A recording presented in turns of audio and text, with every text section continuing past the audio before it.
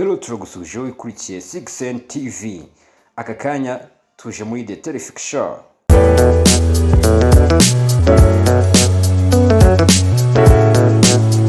Tukaba tuje kwakira umu video editor akaba agiye kutubwira ukuntu yinjiye muri ibyo bya editing.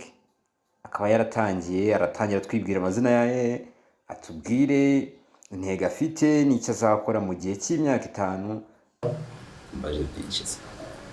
Atubwire byose kuri kariyeri ye n'icyo yazamarira abanyarwanda. Batangira twibwira, ukibwira abadukurikiye.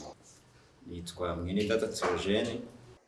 Uranatubwira aho wigiye ku buryo wanangira aho abandi bana bakeneye kwiga ibintu bya editing bakaba nk'ikiraro kibageza kuri ibyo bintu bifuza nk'inzozi zabo bifitiye zo gukabya ibyo bintu bya editing. Ubafashe gira inama, babwire icyo bashobora gukora, ubanangira ishuri bakwigamo. Uratubwira ishuri wizemo. MsainT, urakaza neza muri 6sainTV. Iyi ni studio yacu ya 6sainTV. Wangana niho turi kumwe ugiye kwibwira abadukurikiye. Welcome, let's gonna do MsainT. Niga muri Kigali International Art College, abaniga mu ishami rya video production. MsainT, umuntu yakwibaza ngo ni iyihe mpamvu yagutiye kwiga video production?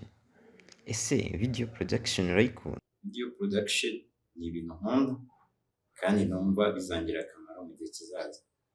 Ese nyuma y'amasomo urumva ushaka kuba umuntu ki? Nsoza amasomo nzaba ndi umufilmmaker. Ese nko muri ino myaka 5 iri imbere uri guteganya iki? Nizihe ntego ufite wumva ko waba waragejeje ibikorwa byawe? Imyaka 5 iri imbere ndumva nifuza ko nazamfite nka studio itunganya amafilm.